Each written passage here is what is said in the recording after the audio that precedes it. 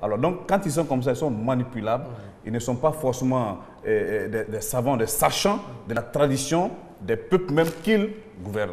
Il va falloir réparer cela d'abord avant de les insérer dans la vie politique. Très bien. Et pour vous donner raison, dans la première partie de votre intervention, voici une instruction qui a été donnée par un administrateur colonial militaire au Niger en 1901. Il disait ceci: l'administration indigène doit être réduite au minimum d'actes directs. Elle ne doit être en quelque sorte qu'un contrôle sur les actes des chefs ou des collectivités indigènes. Donc il fallait, comme vous l'avez dit, les soumettre. Il fallait les détruire. Voilà, il fallait les soumettre, il fallait les contrôler pour donner la force à l'administration centrale. Nous allons à Yamoussoukro. Il est au 22 42 54. Monsieur Kofi, bonjour Kofi. Oui. Kofi, bonjour. Merci d'être avec nous. Vous nous appelez de Yamoussoukro. Bon, oui. Alors, je l'écoute. Alors, la question est la suivante. Quel est le constat que vous faites aujourd'hui? Est-ce que les chefs traditionnels sont de plus en plus intégrés aux prises de décisions, ou est-ce qu'on ne parle d'eux que lorsqu'on a besoin d'eux? Bon, moi, je pense que je me présente d'abord, moi, Passi Kofi Célestin Yamoussoukro. Oui. Je pense qu'une histoire de chefferie traditionnelle, il y a les individus qui se lèvent et puis se proclament chef. Tu m'excuses, je rentre un peu de la politique. Et il y a les politiciens qui sont derrière eux et puis les proclament comme chef, ils donnent les arrêtés partout. On ne comprend plus rien. Alors moi, je veux savoir... Allô? Monsieur Kofi, vous êtes en direct, on vous écoute. Voilà, donc je disais qu'il y a des individus qui se lèvent, se proclament chef. Et ils vont se coller à la tradition pour dire qu'ils sont chefs. Alors moi, je ne comprends pas. Donc cette histoire de chefferie traditionnelle a été cafouée par la politique et il y a des individus qui ont un peu de moyens et puis ils sont chefs. Et ça crée problème à Yamoussoukro, vous avez vu dans les journaux. Aujourd'hui, les chefs sont divisés, ils se battent dans les villages et il y a des jeunes aussi qui frappent Oui, merci beaucoup, M. Kofi, on vous a compris. Je veux dire que c'est la conséquence directe des privilèges qui seront désormais accordés aux chefs. La chefferie existait, personne ne s'en occupait, mais dès qu'on a parlé de carte d'identité, dans le cas de la Côte d'Ivoire, dans un passé récent, le ministre de l'Intérieur était devant les députés, des cartes d'identité, de rangs protocolaires, de décorations dans l'ordre du mérite national, eux-mêmes d'indemnités. On a commencé à destituer des chefs déjà. La course au trône a lieu. Bon, ça, c'est un autre débat. On en parlera certainement dans le prolongement de cette émission. Gabriel, l'état des lieux aujourd'hui, globalement, lorsque vous regardez, c'est en minorité ou est-ce que les chefs leurs avis sont pris en compte? Non, aujourd'hui, il faut dire que de toute façon, je pense que ce que je dis n'engage que moi. Par rapport à mon expérience personnelle, le pouvoir du chef aujourd'hui est en net recul. Quand j'étais petit, le chef avait une certaine autorité. Aujourd'hui, le chef n'a pratiquement pas de valeur dans certains villages. Je reviens à Vous trouvez ça normal ou pas? Parce qu'il y a une administration centrale aujourd'hui. Est-ce que le chef doit avoir un pouvoir exorbitant, enflé? Vous savez, quand on parle de chef, comme je l'ai dit tout à l'heure, il faut faire la différence. Aujourd'hui, quand je prends le cas de la Côte d'Ivoire, notre pays, le cas de la Côte d'Ivoire est dirigé par une administration centrale forte avec des lois et tout ça. Nous parlons la langue française. Comment se fait-il qu'un enfant qui est né, je prends un enfant sénoufo, qui est né à Abidjan, il va aller à Korogo, le mot chef traditionnel ne lui dira pas grand-chose parce qu'il n'a pas été formé selon, disons, la culture sénoufo. Il aurait fallu faire le poro, il aurait fallu sortir de cette école traditionnelle-là pour qu'il puisse accorder une certaine valeur au rang du chef. À partir du moment où cela n'est pas fait, bon, quand on parle de chef, lui, il ne se retrouve pas là-dedans. Par contre, si on dit à l'enfant le maire de la ville, pour lui, ça veut dire quelque chose. Parce que de toutes les façons, dans nos écoles aujourd'hui, dans notre formation, je ne sais pas la place que, disons, le mot chef occupe au niveau de la formation. On demanderait à mon fils demain, ça veut dire chef de village, ça veut dire quoi? Bon, ça ne lui dit rien. Parce que il n'y a pas, disons, il n'y a rien qui entoure. Le jeu n'est pas totalement clair. Voilà. Le jeu n'est pas clair. Voilà. Deuxièmement, on va au Gabon, on revient tout de suite. Okay. Monsieur Akedengue est au Gabon, il est intéressé par le sujet. Bonjour monsieur. Bonjour. Merci d'être avec nous sur RTI2. Vous nous appelez de quelle ville du Gabon?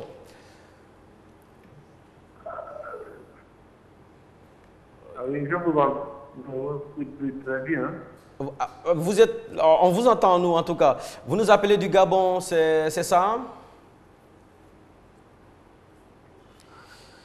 D'accord, on laissera le docteur Gabriel continuer. Bon, alors donc je continue. Aujourd'hui, il faut que, disons, ce que nous voulons comme organisation dans nos villages soit en adéquation avec l'administration centrale. Si nous voulons des chefs, nous devons, disons, former notre jeunesse, nous devons préparer la population à accepter l'autorité du chef. Ce n'est pas le cas. Je veux revenir à une chose très simple. Quand on va dans les ambassades occidentales en Afrique et dans le monde en général, on constate que les départements culturels sont très forts. Et même à la limite, ça tourne autour des départements culturels. On a les centres culturels, on a ceci, on a cela dans les ambassades. J'étais une fois dans un pays africain, disons, je dis le nom, au Bénin, et puis la Chine, c'était, enfin, je ne sais pas si c'est une fête en Chine.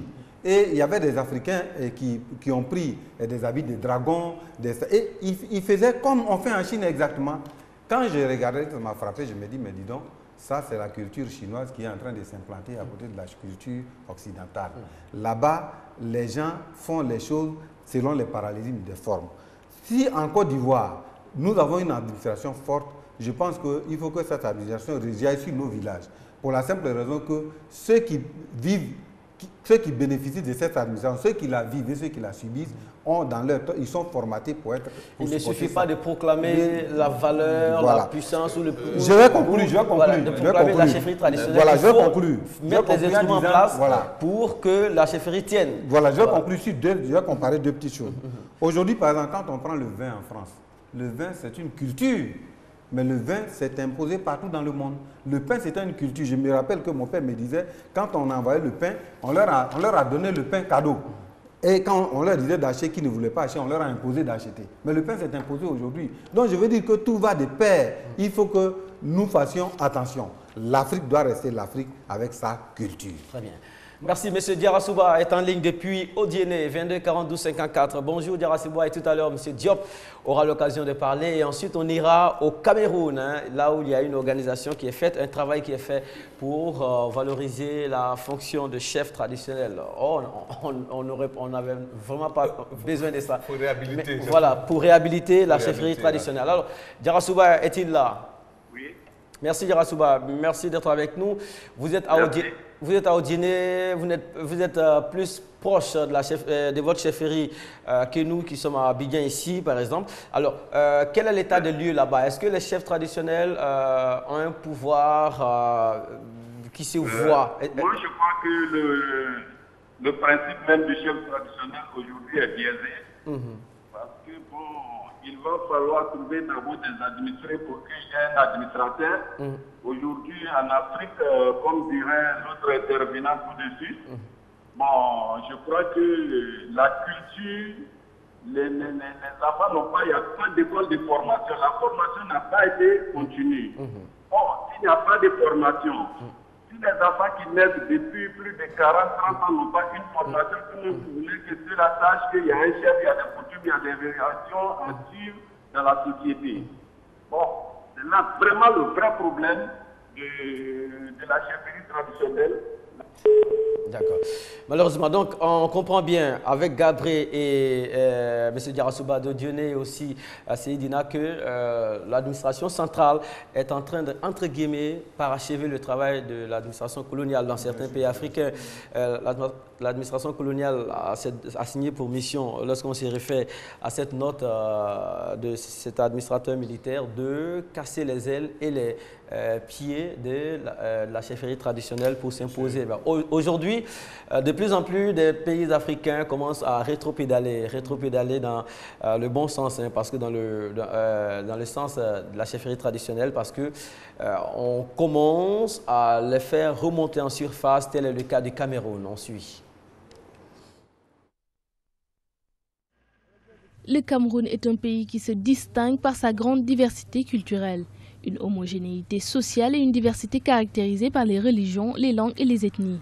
Dans les régions, les chefferies traditionnelles constituent les garants de la pérennité culturelle. Pour favoriser le dialogue et promouvoir le patrimoine matériel et immatériel du Cameroun, une trentaine de chefs supérieurs se sont réunis autour du programme La Route des chefferies qui permet de préserver et de restaurer les valeurs culturelles. La Route des chefferies, c'est un concept qui place l'homme au cœur de son identité culturelle tout en favorisant le dialogue des cultures. C'est un programme de valorisation du patrimoine matériel et immatériel qui s'appuie sur une charte fondatrice qui est une charte d'aménagement culturel du territoire, en préconisant dans sa première phase de grand projet l'interprétation, la conservation, la valorisation, l'interprétation du patrimoine à travers des musées. La société change et subit de nombreuses mutations. Pour autant, les chefs supérieurs camerounais continuent de conserver leur patrimoine culturel tout en alliant tradition et modernité. La route des chefferies préconise ce dialogue-là de la tradition avec la modernité. D'ailleurs, si on fait un office régional du tourisme en s'appuyant sur les chefs traditionnels, ça veut dire que nous avons réussi à mettre en scène sur le territoire ces gardiens, ces dépositaires de la tradition qui, au fait, sont mieux placés pour faire la promotion du tourisme. Il est important de souligner qu'aujourd'hui, la culture et les traditions sont de moins en moins transmises aux nouvelles générations. Les actions des chefferies se multiplient pour sensibiliser la population camerounaise à ces valeurs et concernent notamment la réalisation d'outils de communication et l'aménagement d'espaces culturels. On prendra tout à l'heure M. Yao et M. Kwadio qui nous appelle de Yamoussoukro le temps pour Diop de réagir à ça. Une prise en charge désormais, à défaut d'être pris en charge, on s'organise soi-même. Oui, c'est ce qu'il faut. Et le piège, il y a un piège quelque part. Quand l'administration crée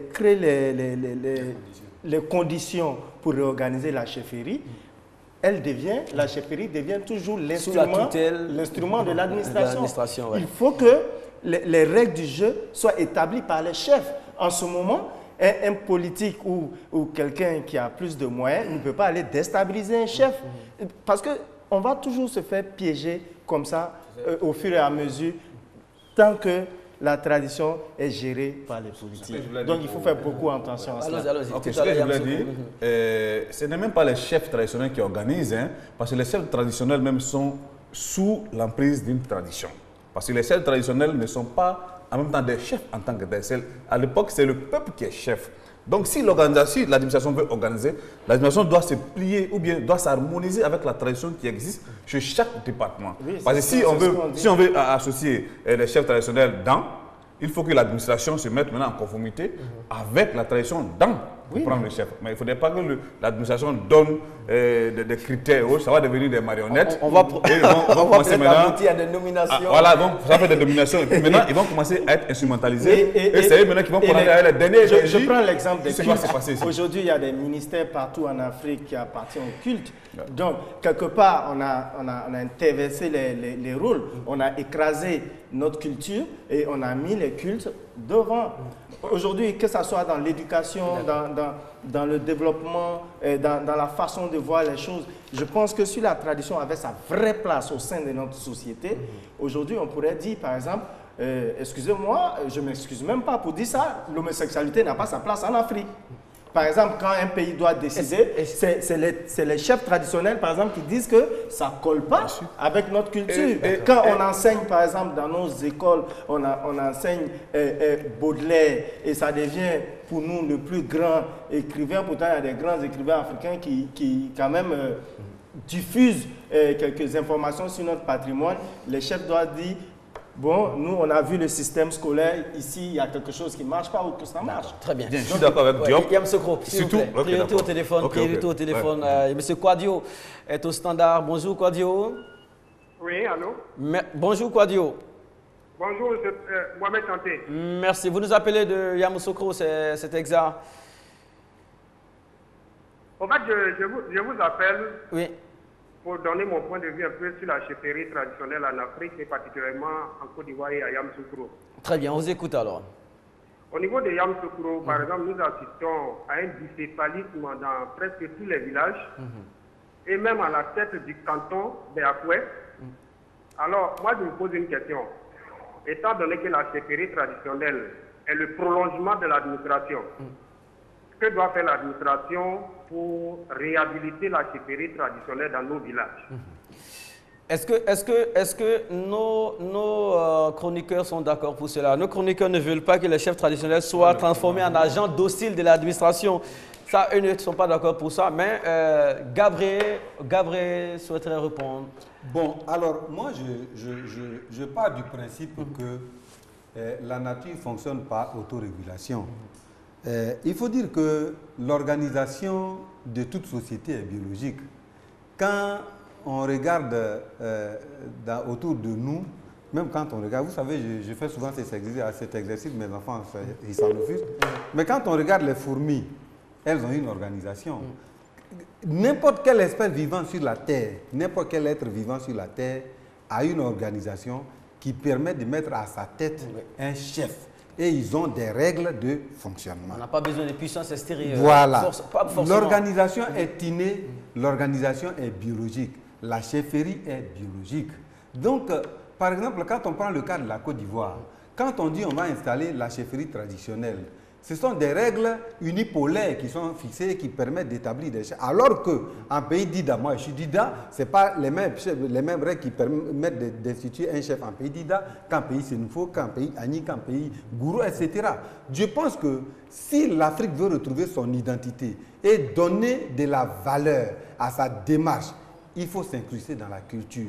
L'administration coloniale, le chef qu'il choisissait était toujours opposé à l'ordre social fort qui pouvait lui porter contradiction. Donc l'administrateur colonial prenait le contre-pied de l'organisation sociétale pour ébranler sa société, pour mieux la contrôler. Tout à l'heure, vous en avez fait la démonstration. Oui, et aujourd'hui, si nous voulons effectivement rétablir l'honorabilité, le respect de nos peuples, le respect de nos cultures, nous devons tenir compte du fait qu'il n'y a pas de société qui ne soit pas organisée. Cela est fondamental.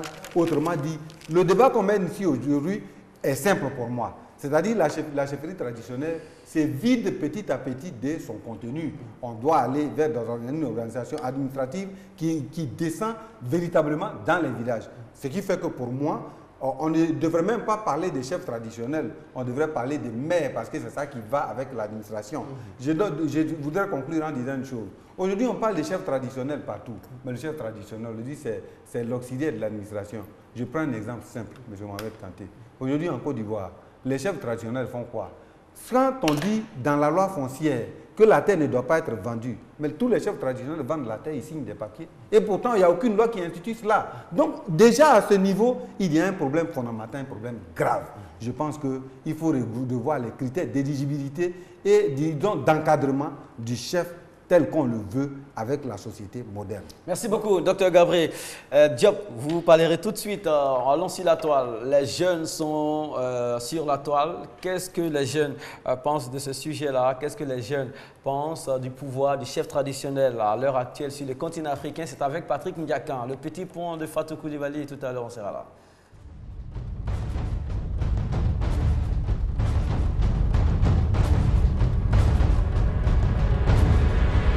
Voilà, c'est aussi le retour des réactions sur Facebook de la part de nos internautes. Ils sont surprenants, Mohamed, ces jeunes, parce qu'ils connaissent tellement les traditions et voilà, se prononcent sur ces questions. Théophile Ngolé nous dit une bonne année d'abord à toute l'équipe. Je crois que les chefs jouent déjà un rôle important dans leur communauté respective avec la tutelle du ministère de l'Intérieur. Cependant, ils peuvent encore rendre de plus grands services au continent. Numéro 1, que les habitats abritent une maison des hôtes pour accueillir les visiteurs de marque. Il faut qu'ils favorisent l'alphabétisation en français, c'est-à-dire la langue officielle, il prend le cas de la Côte d'Ivoire par exemple, et en la langue maternelle locale en phonétique des villageois en parenthèse. Et la transformation partielle ou entière des produits agricoles s'il y a lieu de promouvoir la médecine traditionnelle et le système de gouvernance et de sécurité alimentaire, sociale et civile des communautés. La réaction de M. Tano Jean Mélène Konga, il nous dit « Le modernisme n'exclut pas d'être intelligent et sage et de vivre en harmonie avec son peuple ou les siens. ces valeurs humaines étant universelles, le rôle de la chefferie traditionnelle africaine serait d'utiliser plutôt les méthodes propres aux Africains pour activer ou construire et consolider toutes ces vertus lorsque nous sommes confrontés à toutes sortes de conflits en face desquels nos textes constitutionnels et lois deviennent défaillants. Une autre réaction, Kamagate Lama, il nous dit « Il faut dire que le rôle des chefs traditionnels africains est à rechercher, en ce sens que le rôle devait être régulateur de toute la vie sociale africaine, faciliter les rapports entre les différents groupes ethniques, à prévenir les conflits d'où qu'ils viennent, partager leur sagesse aux dirigeants, pour finir, servir de repère aux générations actuelles et futures, car notre africanité est en train de foutre le camp. Les gardiens de la tradition ne doivent pas être inféodés au pouvoir. Dernière réaction, Mohamed. Il s'appelle Monsieur Nassif Chaba, La Force Tranquille. Il nous dit, tout premièrement, comme le disait Léopold Sédar Senghor, l'Afrique doit s'assimiler et non de se laisser assimiler. Donc, concernant la disparition des valeurs de la chefferie traditionnelle, l'on doit prendre les bonnes valeurs des autres cultures et en même temps prendre aussi rien que les bonnes valeurs africaines pour ne pas en arriver à un conflit de culture. Avant de passer la parole aux autres sur ce plateau, un clin d'œil aux autres qui ont posté des réactions. Apali Aimé Universel, Omar Bamba, Tano Jean, Mélène Kanga, Kamagate Lama que vous avez cité, Stéphane Yoro, Théophile Ngolé qui a fait un grand développement et aussi Hilaire Savadogo, Benassi Ouattara, Karim Fane, Nazif Tchaba, La Force Tranquille et René Bado. Voilà, ils sont très nombreux, on ne pourra pas citer tout le monde, mais c'est le retour. On est très heureux de retrouver tous ces internautes, tous ces téléspectateurs au téléphone et aussi nos chroniqueurs. Alors, là-bas, la question, c'était de savoir le rôle de la chefferie traditionnelle dans un contexte moderne. Alors, Diop, on vous a interrompu tout de suite. Ou est-ce que vous avez perdu le fil non, pas du tout. En fait, je voulais revenir sur ce que par rapport à ce que M. Gabriel disait. Vous savez, il y a eu des crises en Afrique. Et ces crises-là ont mis du temps à se régler parce que, je reviens toujours dessus, les chefs traditionnels suivaient des mots d'ordre des politiques. Tant qu'on fonctionne dans ce sens, on a échoué. Mais lorsque Gabriel disait tout à l'heure, Gabriel et Seydina ont dit tout de suite qu'il s'agit d'entités créées par la colonisation pour pouvoir s'imposer. Oui, et dans une note aussi, on disait par exemple à des administrateurs du temps colonial, pactisez avec elles et vous gagnerez toute élection. Oui, mais on a l'impression que c'est l'essence de leur implantation. Non, mais attends, les chefs traditionnels existaient avant la colonisation. On est tous d'accord. Non, les chefs traditionnels n'existaient pas. Ce sont les hommes d'État qui existaient. Les chefs traditionnels, c'est colonial. C'est un jeu de mots. Non. Ce jeu de mots a des conséquences que nous subissons jusqu'au jour d'aujourd'hui. Je te prends un exemple. Je prends le cas de Biton. Biton, ça existait. Biton, c'était un chef d'État. Oui, c'était un chef d'État, mais pourquoi on l'appelle Biton? Parce qu'il y avait plusieurs autres chefs qui siégeaient à la cour royale qu'on appelle aujourd'hui des États. Ouais. Donc, notre organisation existait avant la colonisation. Et on a une façon, dans chaque peuple, comme M. Gabriel le disait, dans chaque peuple d'élire notre chef. On parle de la nouvelle organisation, la nouvelle organisation appuyée par l'administration coloniale ou l'administration centrale a pour mission, entre guillemets, on a l'impression qu'elle a pour mission de faire gagner des élections. Oui, mais je voulais poser une question à Diop. À partir du moment où les chefs sont indépendants, ils créent les règles d'éligibilité des chefs, ils proposent la manière de fonctionner à l'État. Les chefs seront difficiles à manipuler. Mais à partir du moment où c'est l'État qui écrit les règles du jeu, parce que tout le monde sait que pour être élu dans une région, il faut avoir les chefs avec soi. Et les chefs ne doivent pas se permettre de donner des mots d'ordre d'élection, parce que tu gouvernes un peuple, parce que c'est quand même des chefs. Ils gouvernent des gens qui ne sont pas forcément du même parti politique. Ils ne gouvernent plus. Il faut avoir des grands bords. Je parle des nouvelles règles parce qu'ils ne gouvernent plus. Ils ne gouvernent plus parce qu'ils sont devenus comme des marins aujourd'hui. Ils ont été déstabilisés et humiliés depuis les années de colonisation et d'esclavage. Ils n'ont jamais été réhabilités jusqu'au jour d'aujourd'hui. Non, mais c'est en train de se faire. Mais maintenant, on donne l'occasion. Je vous en prie. Ils ne sont pas en train de les réhabiliter, s'il vous plaît. Ils sont en train de créer des chambres de chefferie partout. Et maintenant même, quand vous lisez même, ils n'ont pas droit à participer à des décisions politiques. Lisez bien, vous allez voir. Or, si on va dans ce sens-là, ça veut dire qu'ils ne pourront rien apporter. Or, si on va dans le sens réel pour dire qu'il n'y a pas un ministère, ça veut dire qu'il ne doit pas avoir une tutelle, il ne doit pas avoir un ministre pour le diriger. Peut-être qu'après les chefs de l'État, c'est cette chambre-là. Là, d'accord, là, on peut essayer de... Justement. Il s'agit de suggestions. Voilà. Merci. Merci. On me fait signe de l'autre côté. On a été très heureux d'être en votre compagnie. Gabriel, soyez là demain. On essaiera d'analyser ensemble la situation qui est mise à l'actif de l'administration coloniale, mais elle n'existe plus. Alors, ce constat-là du recul du pouvoir du chef traditionnel là, est dû à quoi? Et c'est selon les actions combinées de qui que les chefs traditionnels se retrouvent aujourd'hui comme des auxiliaires de l'administration. Demain, on réfléchira sur cela, d'accord? Oui, je suis tout à fait d'accord, il n'y a pas de problème. J'ai envie de dire un petit mot. C'est-à-dire qu'il faut sortir de ce que moi j'appelle la subtilité langagière. Il y a des dérives que nous entretenons nous-mêmes et qui nous amènent à nous regarder comme des masochistes. Moi, je pense que l'Afrique doit pouvoir définir, non pas définir, mais fixer sa propre identité à partir de sa réalité existentielle. Nous voulons quoi en Afrique? Est-ce que nous voulons le prolongement de l'administration coloniale ou nous voulons être une Afrique à part entière avec ses moyens? Il faut que l'Afrique soit capable d'aller dans le concert des nations avec son identité propre, sans aucune fioriture, sans vraiment, sans gêne. Moi, je pense que nous sommes un continent plein d'avenir. Il nous appartient, en tant que nouvelle génération, de sortir de ce que j'appelle, disons, le dogmatisme étroit qui fait que nous pensons que nous, Africains, nous n'avons de la valeur que quand nous avons la reconnaissance orbi. Il faut qu'en orbi, nous fassions ce qu'il faut avec nos propres moyens, avec ce que la nature nous offre de plus providentiel. Merci à demain. Merci beaucoup. Et la preuve, on a assujetti la chefferie traditionnelle de la part, je parle de l'administration coloniale, sans toutefois pouvoir l'effacer. Elle existe aujourd'hui, il reste seulement à redorer son blason. Demain, 13h15.